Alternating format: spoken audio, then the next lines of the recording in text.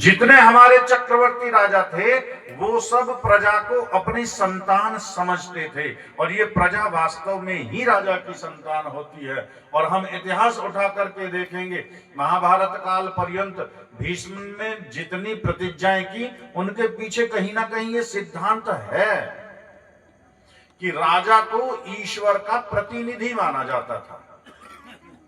जो राजा ने कहा वो ईश्वरीय सिद्धांत है, वो ईश्वरीय वचन है।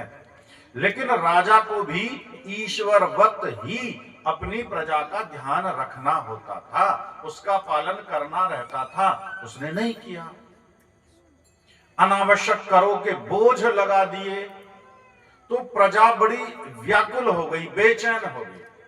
और जब राजनीतिक चिंतन नहीं है, जब राजनीतिक जागृति नहीं है, तो समाज में कोई जागृति नहीं होने वाली।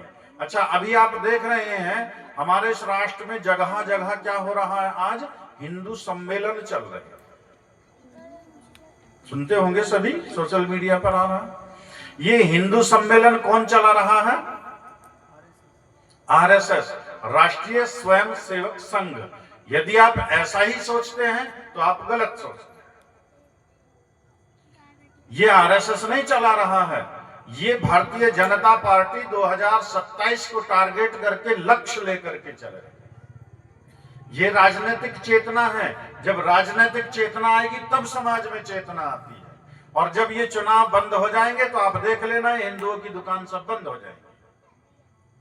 और जब तक चुनाव नहीं होगा तब तक ये हिंदू और मुस्लिम चलता रहेगा। कभी दिल्ली में मारकाट, कभी लखनऊ में मारकाट, कभी बरेली में मारकाट, कभी यहाँ श्योपुर में मारकाट, कहीं ना कहीं चलती रहेगी, बंद नहीं होने वाली है।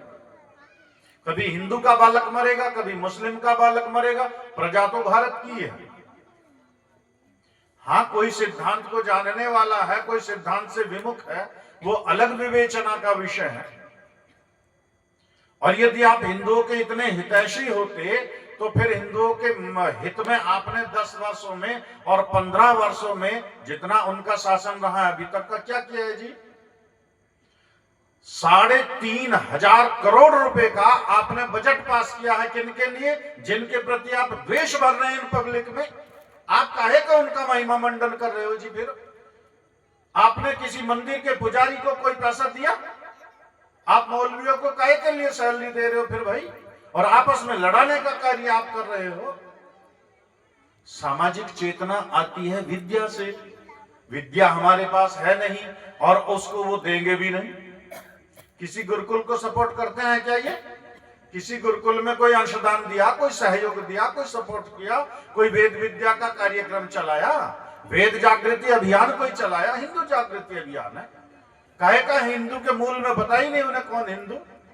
हिंदुओं को खुद नहीं पता कौन हिंदू, उसको काहे का जगा रहे? वो जागेगा भी नहीं, उसे नहीं पता कैसे जगा जाएगा। उसके जगाने का एकमात्र उपाय ये विद्या है, और विद्या देना नहीं है। तो जब राजनीतिक चेतना वहीं चलेंगे पुराने उस पर अपने, जब राजनीतिक चेतना शून्य थी तो सामाजिक चेतना शून्य पड़ी थी, और सामाजिक चेतना शून्य पड़ी थी तो व्यक्ति और परिवारों की चेतना भी शांत प्राय पड़ी थी। उसे हमने अपनी नियति मान लिया, अर्थात ये तो अब हमें सहना ही सहना है। हमारे पास कोई विकल्प नहीं है इसका, हमारे पास बचने का कोई उपाय नहीं है इससे। और हजारों वर्षों तक ऐसे ही पद दलित हम होते रहे, और यहां तक हो गया कि विद्या के द्वार को तो धीरे धीरे बिल्कुल बंद ही कर दिया। माताओं को तो पढ़ना ही नहीं, महिलाओं को तो पढ़ने का अधिकार ही नहीं है।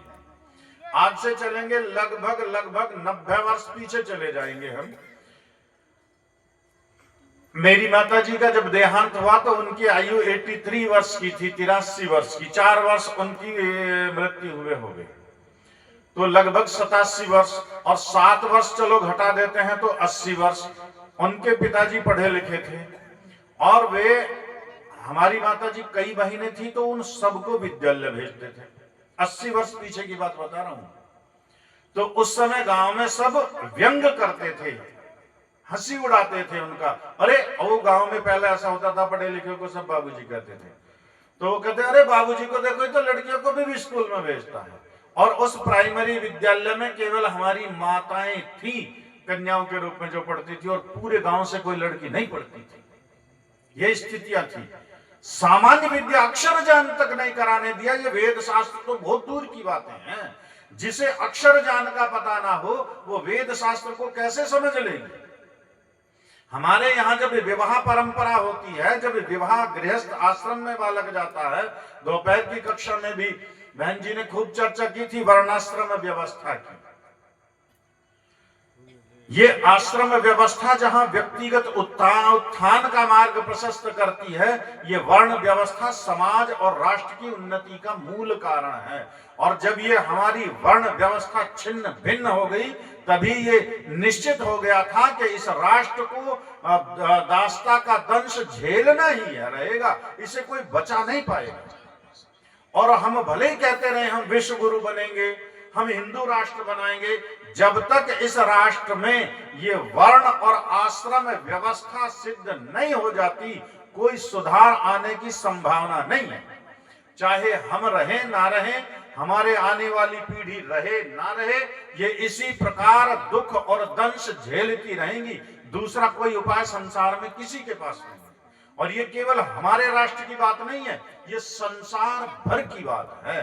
क्योंकि ये ईश्वरीय सिद्धांत है और ईश्वरीय सिद्धांत अकाट्य होता है और मनुष्य मात्र के हित के लिए है। वो केवल भारत के हित की हम वेद की बात करते हैं इसलिए नहीं करते, ये पूरे विश्व की बात है। और जब ये व्यवस्था वहां हमारी छिन्न भिन्न हो गई, जब वर्ण व्यवस्था नहीं है तो आश्रम व्यवस्था नहीं है तो विद्या नहीं है। गृहस्थ आश्रम में जाने का अधिकार किसे है? कोई भी ऐसा नहीं है कोई भी जाओ और विवाह कर लो। विवाह करने की योग्यता होती है।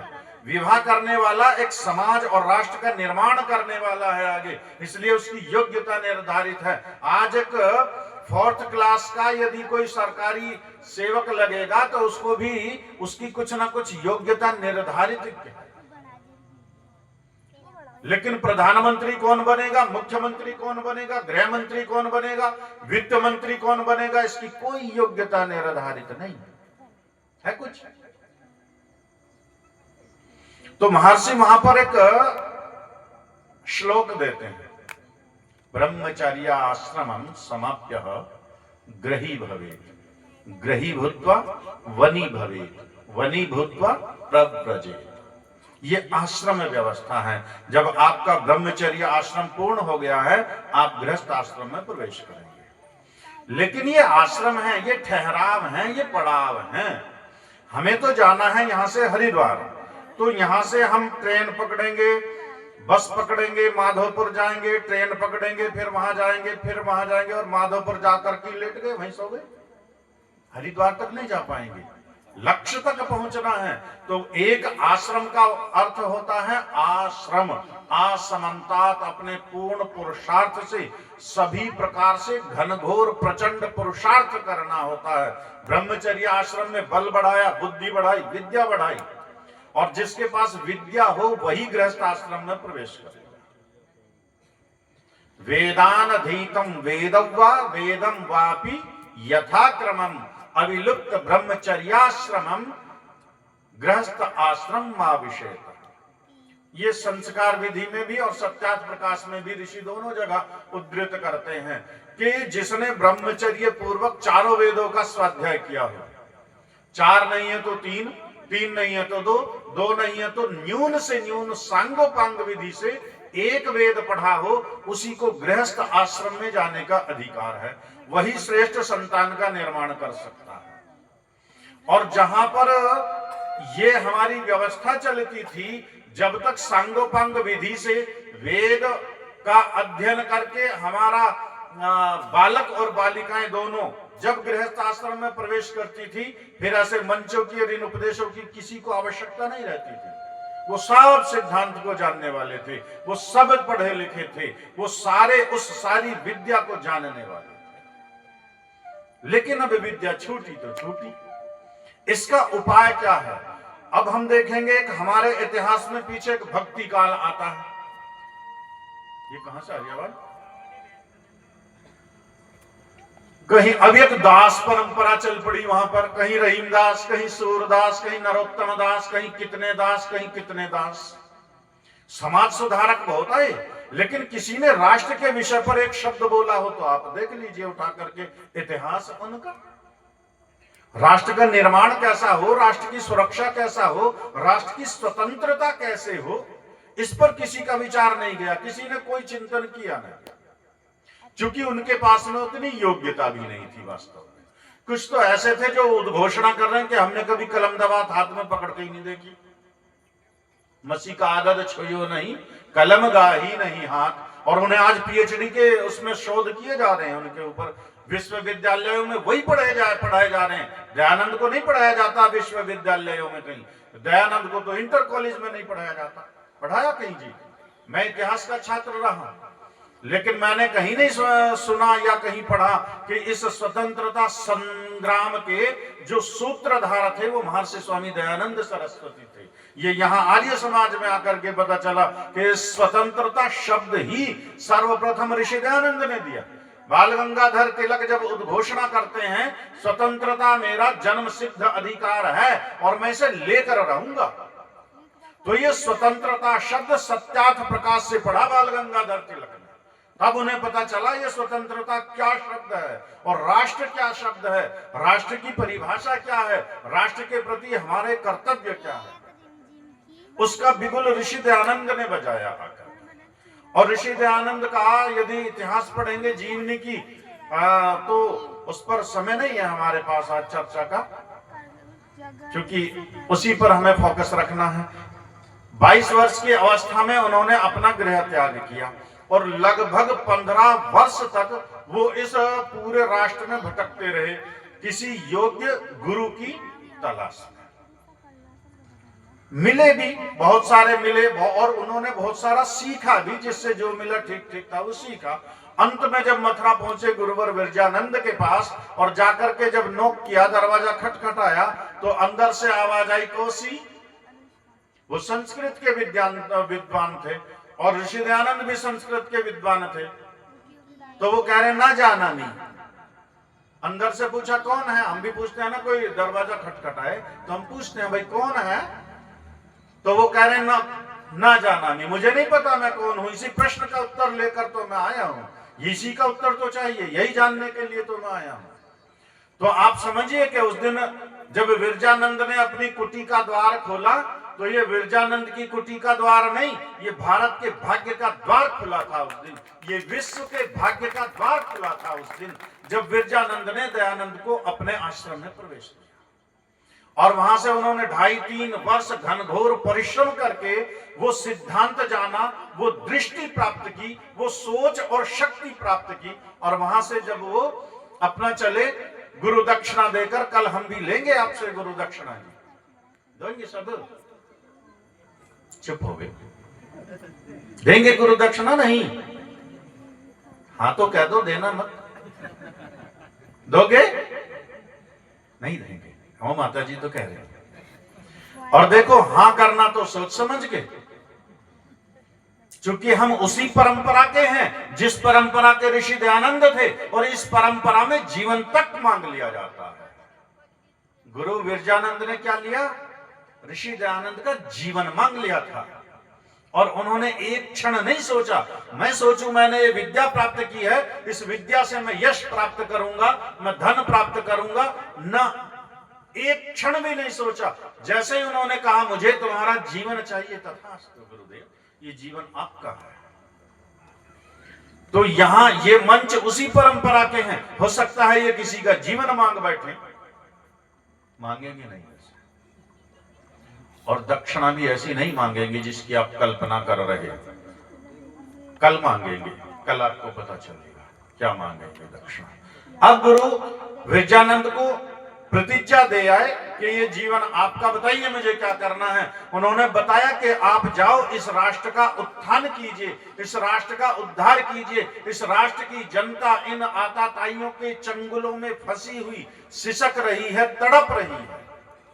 ये राष्ट्र अपनी दुर्दशा को प्राप्त हो रहा है। इन आर्ष ग्रंथों का कोई नाम लेने वाला नहीं है। तंत्र मंत्र और काल्पनिक ग्रंथों का प्रभाव पूरे समाज में फैल गया है। संस्कृत का किसी ने एक वाक्य बोल दिया तो उसे भी धर्म सूत्र का, धर्म ग्रंथ का भाग मान करके उसको शिरोधार्य कर लिया जाता है। इसीलिए स्त्री शूद्रो नाधीयताम संस्कृत का ही वाक्य है, तो समझ लिया यही धर्म का वाक्य है। और स्त्रियों को और शूद्रों को पढ़ने का अधिकार नहीं है और उन्हें शिक्षा के अधिकार से वंचित कर दिया। और जहां दिन में भी सविता जी कह रही थी कि माता निर्माता भवती, राष्ट्र का, परिवार का, समाज का निर्माण करने वाली ये माता ही है। और सबसे अधिक दुर्दशा उस समय इन माताओं की ही थी। कितनी दुर्दशा थी आप कल्पना नहीं कर सकते। सती प्रथा आपने सुना कहीं शब्द? सती प्रथा का सुना कहीं शब्द? जिसका पति मर जाए तो पत्नी को बाई फोर्स जबरदस्ती पति के साथ जीवित बांध करके चिता में रख दिया जाता था। चारों ओर खड़े हो जाते थे ढोल बजाने के लिए, शंख बजाने के लिए, बड़े बड़े बांस लेकर के वो चिल्लाती थी, तड़पती थी, रोती थी और वो बांस लगा देते थे, निकलने नहीं दिया जाता था। गर्भ में हत्याएं कर दी जाती थी। वो सुबह बता रही थी सविता जी। और ये हमारे उत्तर प्रदेश में तो बहुत घटनाएं, हमारे गांव में बहुत घटनाएं। और आपको आश्चर्य होगा, मेरे दादाजी के पिताजी, दादाजी के पिताजी, कितने भाई बहन?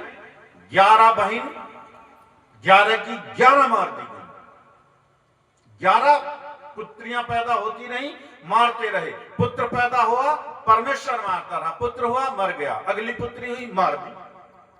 ये भी प्रतीक्षा नहीं करी कि भाई पुत्र नहीं जी रहा, चलो एक पुत्री जी जाएगी। नहीं, पुत्री तो जिएगी नहीं, उसे तो जीने का अधिकार ही नहीं है। और यदि जी भी गई, और आगे देखिए, यदि किसी की पहली संतान पुत्री हो गई तो इस समय जहां ये पाखंडी धूर्तों ने समाज पर अपना आधिपत्य जमा लिया था तो मंदिरों में दान कर दी जाती थी वो पुत्री। किसके लिए?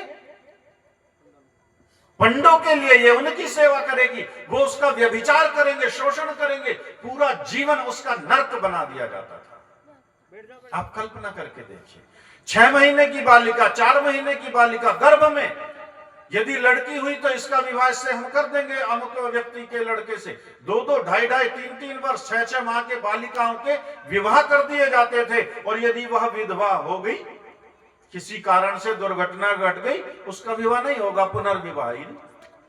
2.5 साल की बालिका का विवाह कर दिया, वो विधवा हो गई, वो पूरा जीवन अपना ऐसे ही काटेगी। कितना शोषण था, कितना अत्याचार था। इस स्थिति को ऋषि दयानंद ने समझा, उन्होंने उद्धार किया, उन्होंने इस वेद विद्या का मार्ग खोला। माताओं को पढ़ने का अधिकार है, मनुष्य मात्र को पढ़ने का अधिकार है। हमारे यहां जो ये वर्ण व्यवस्था थी, वर्ण का अर्थ है वर्ण करना, ग्रहण करना। और ये वर्ण व्यवस्था समाज से नहीं निकलती थी, घर से नहीं निकलती थी। ये वर्ण व्यवस्था गुरुकुल से निकलती थी। आज भी परीक्षा फल कहां आएगा? विद्यालय में ही तो आएगा। कक्षा 10 की परीक्षा देंगे तभी तो पता चलेगा कौन फर्स्ट, कौन सेकंड, कौन थर्ड। जो फर्स्ट क्लास है वो ब्राह्मण वर्ग में जाता था, उसका कार्य वेद का पढ़ना, पढ़ाना, यज्ञ का करना, कराना, दान देना और दान लेना, 6 कार्य मुख्य ब्राह्मण के बताए।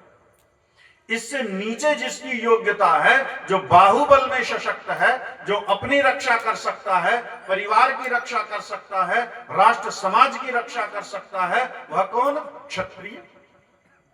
इसके आगे जिसकी विद्या और कम है, वो राजकाज के कार्य नहीं कर सकता, सुरक्षा के कार्य नहीं कर सकता, लेकिन बुद्धि बड़ी चतुर है, वो व्यापार कार्य करेगा, वो कृषि कार्य करेगा, वो पशुपालन करेगा, वो वैश्य।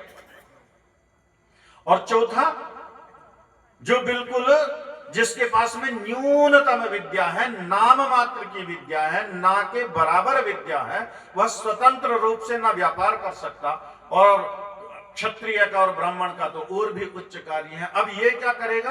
ये इन तीनों के सहायक के रूप में कार्य करेगा। ये शूद्र कोई अछूत नहीं था, ये शूद्र अपना भाई था, इस समाज का एक अंग था। ब्राह्मण की विद्या शूद्र के लिए, क्षत्रिय का बल शूद्र के लिए, वैश्य का धन शूद्र के लिए। सब मिलकर उसकी रक्षा करते थे। लेकिन जब सिद्धांत से विमुख हो गए तो उसे अछूती बना दिया। उसके हाथ के छुआ पानी नहीं पिएंगे, और यदि उसने आपको गलती से छू दिया तो आप जाति से बहिष्कृत हो गए। बुद्धि का दिवालियापन देखिए।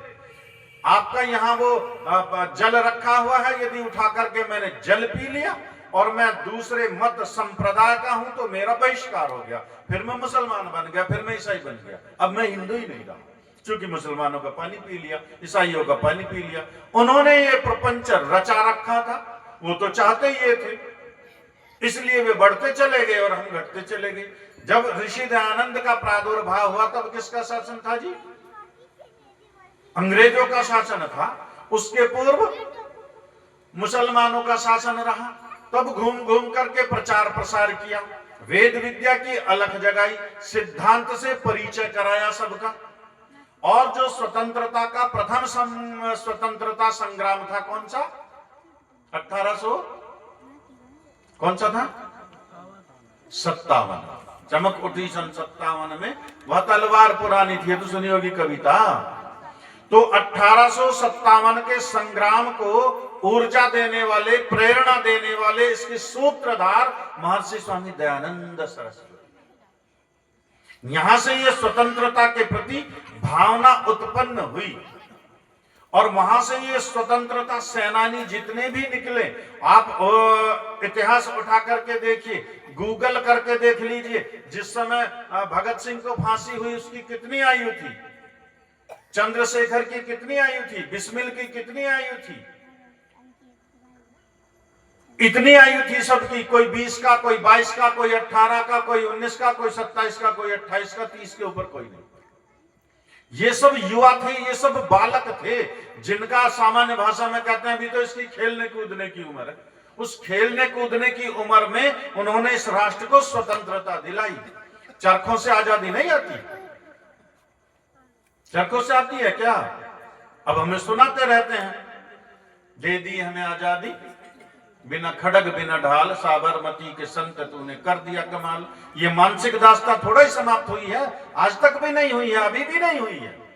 ये केवल भौगोलिक रूप से हम कह सकते हैं कि राष्ट्र स्वतंत्र हो गया, मानसिक रूप से अभी भी हम दास्ता का ही जीवन जी रहे हैं। इस दास्ता से निकलने का एकमात्र उपाय ये वेद विद्या है, ये वैदिक सिद्धांत है। ये हमें बताते हैं सही क्या है, गलत क्या है। कितने झूले थे फांसी पर, कितनों ने गोलियां खाई थी कि झूठ बोलते हो साहिब, चरखे से आजादी आई थी, चरखा चलाने से आजादी आती है। अब वर्तमान के परिप्रेक्ष्य में देखिए, जिस प्रकार भी मिली तो स्वतंत्रता तो मिली। आपने गीत सुना होगा, बड़ा सुंदर लगता है, यूनान मिस्र रोमा सब मिट गए जहां से, कुछ बात है कि हस्ती मिटती नहीं हमारी। सुना? सुना गीत? सुना किसी ने? अब तुम हाँ नहीं बोलोगे, या तो हाँ बोलो या तो ना बोलो, फिर मेरे बोलने का कोई औचित्य नहीं रहता। मुझे ऐसा लगे कि हाँ मैं अपनी बात को पहुंचा रहा हूं तो बोलने का कुछ अर्थ होगा, और यदि आप मूक दर्शक बने रहोगे तो क्या लाभ है? फिर शांति पाठ करते हैं। बोलने का शौक नहीं है मुझे ऐसा, ज्यादा बहुत नपातुला बोलता हूँ, लेकिन हाँ जितना बोलता हूँ मैं ऐसा प्रयास करता हूँ, मेरी कहीं त्रुटि हो सकती है तो मैं उसका सुधार भी तो कर लूं ना। सुना ये गीत तो सुना होगा ना सबने, और ये वास्तव में बचपन से हम सुनते आ रहे हैं, और बड़ा गर्व किया करते थे हम इस गीत पर कि कुछ बात है कि हस्ती मिटती हो, हम कोई मिटने वाले हैं, हमारी हस्ती कोई मिटने वाली है। अपनी हस्ती का हमें पहले पता तो हो। हमने किसी बालक को बताया हमारी हस्तियां क्या थी, मिटेगी कहां से वो, और बनेगी कैसे, हस्ती कितनी थी हमारी। जबकि हम बात कर रहे हैं जब हम विश्व गुरु कहलाते थे, जब सारे संसार पर हमारे शासन होते थे, उस समय की हस्ती कितनी थी जब पूरे इस विश्व पर हमारा शासन चलता था। अब बात करते हैं यही वर्तमान की। 1876 में इसी भारत भूमि का एक भूभाग कट करके हमसे अलग हुआ, जिसका नाम आज अफगानिस्तान है। कभी इसी भारत का हिस्सा हुआ करता था। 2004 में इसी भारत से एक और टुकड़ा हट करके अलग हो गया, जो आज स्वतंत्र राष्ट्र नेपाल के नाम से जाना जाता है। इसी भारत भूमि का हिस्सा था। 2006 में भूटान, जो आज एक अलग देश है, इसी राष्ट्र का हिस्सा था, जो हमसे कटकर अलग हो गया। 2007 में तिब्बत, जहां सर्वप्रथम इस मनुष्य की उत्पत्ति हुई, जहां वेद की उत्पत्ति हुई, आज वो भी हमसे अलग हो गया। 1935 में श्रीलंका, जहां श्री राम ने युद्ध किया था जाकर, जिस रावण को दंड दिया था, इसी का तो हिस्सा था। 35 में वो भी हमसे अलग हो गया। म्यांमार एक अलग राष्ट्र है, वहां आज वो अलग राष्ट्र है, वो भी इसी का हिस्सा था। 1937 में वो हमसे अलग हो गया। पाकिस्तान, जो इस राष्ट्र का हिस्सा था, कल प्रकरण आ रहा था, दुर्गा भाभी और सरदार भगत सिंह लाहौर से चलकर कलकत्ता तक पहुंचे थे, एक राष्ट्र का हिस्सा था। कितनी बड़ी हमारी हस्ती थी, आज हम कहां से मिट गए। और हम गीत गाते रहे कि हस्ती मिटती नहीं हमारी, हस्ती बची कहां हमारी।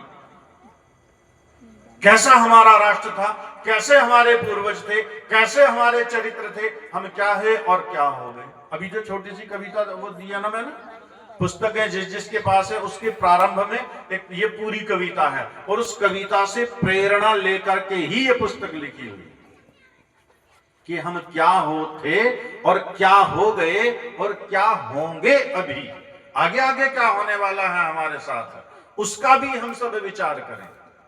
आज जितना ये कट्टरतापन इस समाज में बढ़ रहा है, जितना ये मतांधता बढ़ रही है, जितना ये धर्मांधता बढ़ रही है, जितना ये लव जिहाद और कहीं भूमि जिहाद और न जाने कैसे कैसे जिहाद बढ़ रहे हैं, इनके मूल में क्या है?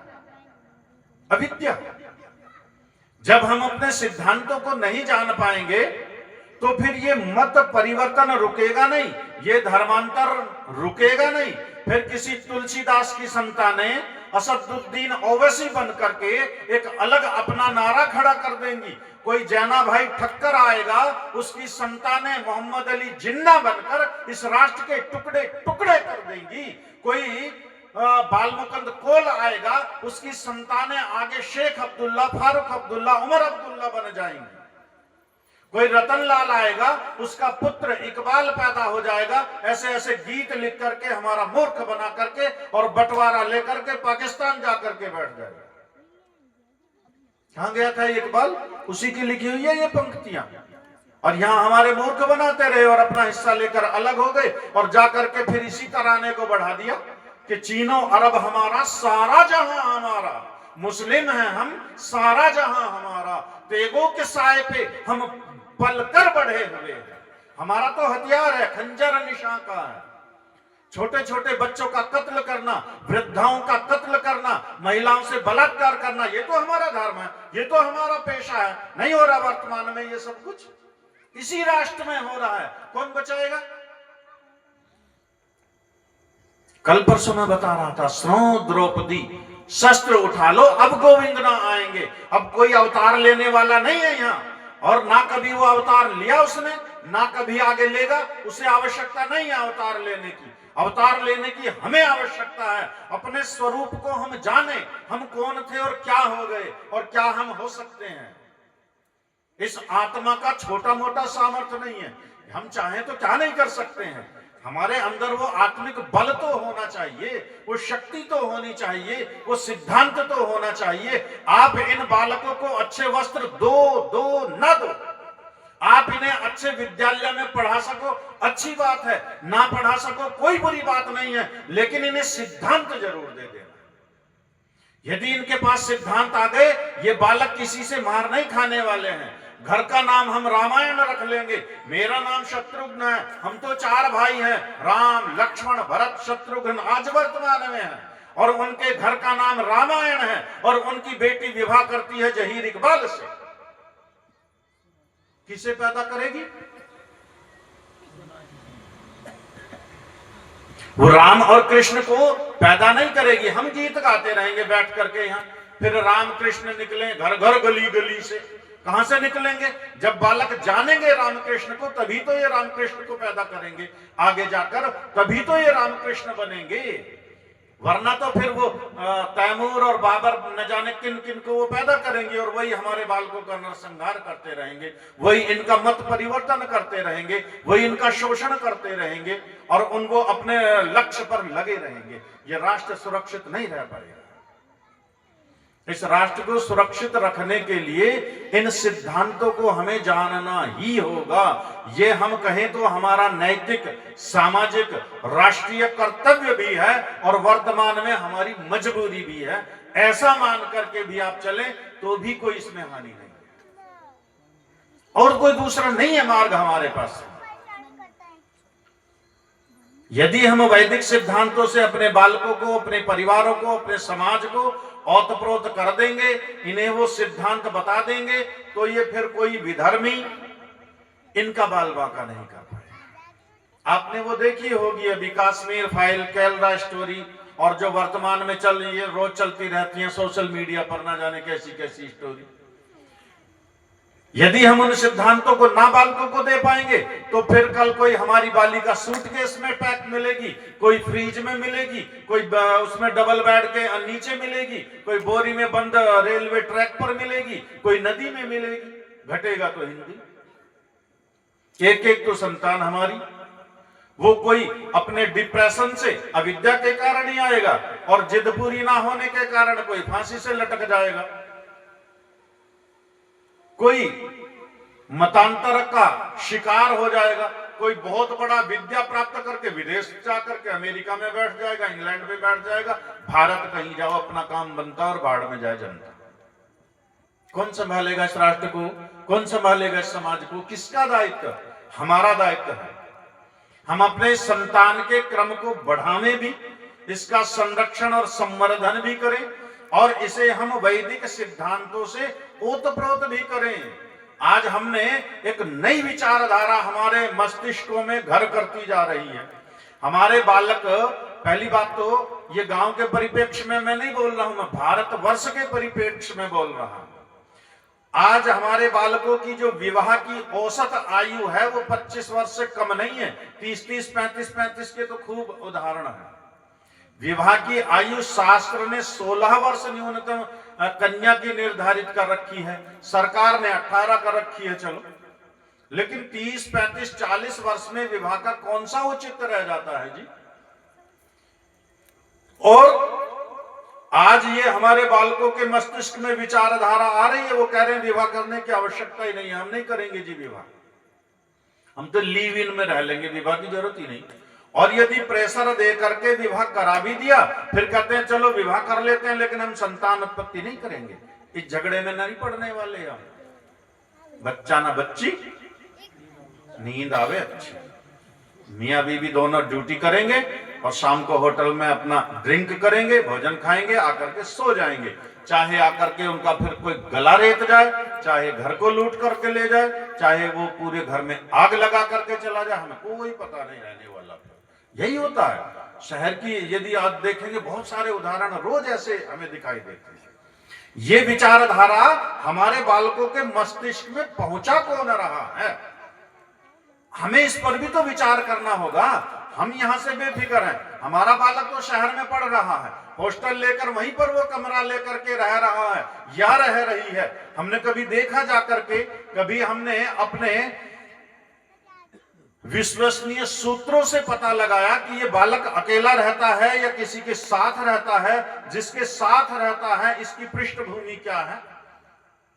इन सब पर बड़े अभी मुनि जी बता करके गए हैं कि जो सावधान रहेगा तो ही सुरक्षित रहेगा। थोड़ी सावधानी हटी और दुर्घटना घटी, खूब दुर्घटनाएं घटेंगी, फिर कोई विकल्प नहीं रह जाएगा सिवाय एक रोने के। हमारे यहाँ एक जिला पड़ता है उत्तर प्रदेश में बागपत, और वहां पर एक बड़ौत कस्बा है बागपत के पास में। दंपत्ति हैं, एक पुत्र है उनका, एक पुत्री है, संपन्न परिवार है, अच्छा शिक्षित किया उन्होंने बालकों को, बढ़िया विद्या, उनको विद्या नहीं कह सकते, शिक्षा अच्छी दिलवाई और उच्च शिक्षा के लिए दोनों बालकों को अमेरिका भेज दिया। दोनों भाई बहन साथ साथ चले गए अमेरिका, दोनों वहीं पढ़ रहे हैं, 2 साल 4 साल वहीं पढ़े और दोनों भाई और बहन ने परस्पर विवाह कर लिया। भाई और बहन ने दोनों ने परस्पर विवाह कर लिया और यहां सूचना दे दी परिवार में कि हमने तो विवाह कर लिया। पिता ने खूब समझाया, मां ने खूब समझाया, नहीं समझ में आई। नहीं समझ में आई तो भाई तुम्हारा जैसा मन करे तुम करो, हमारे से तो तुम मर गए और तुमसे हम मर गए। और जब कहते हैं नो नेकी 9 कोस और बदी 100 कोस, अच्छी सूचना समाज में भले ही ना फैले, ये इस प्रकार की सूचना बहुत जल्दी फैलती हैं। जब चारों ओर फैला तो रिश्तेदारों ने, मित्रों ने उन पर दबाव दिया, भाई बच्चों को समझाओ, बच्चे तो नहीं मान रहे, तो उनको आपने भेजा क्यों वहां, आपने ये नहीं किया, आपने वो नहीं किया। समाज का होता है, प्रेशर इतना आया, पति पत्नी दोनों झूल गई, समाप्त। क्या हुआ जी? परिवार का समाप्त। एक परिवार में 9 सदस्य हैं और 9 के 9 एक साथ मुक्ति को जाना चाहते हैं, 9 के 9 एक साथ मुक्ति को जाना चाहते हैं। और किसी गुरुजी ने बता दिया उनको इस समय पर सबको झूलना है, सारे झूल गए। दिल्ली में हुई थी घटना पिछले दिनों, सुनी होगी आपने, सारा परिवार खत्म हो गया थे, मुक्ति जा रही है जी सब। डिग्री कॉलेज में प्रोफेसर हैं, पति पत्नी दोनों, एक केमिस्ट्री के प्रोफेसर हैं, एक मैथ के प्रोफेसर हैं। क्या कम पढ़े लिखे हैं जी? डिग्री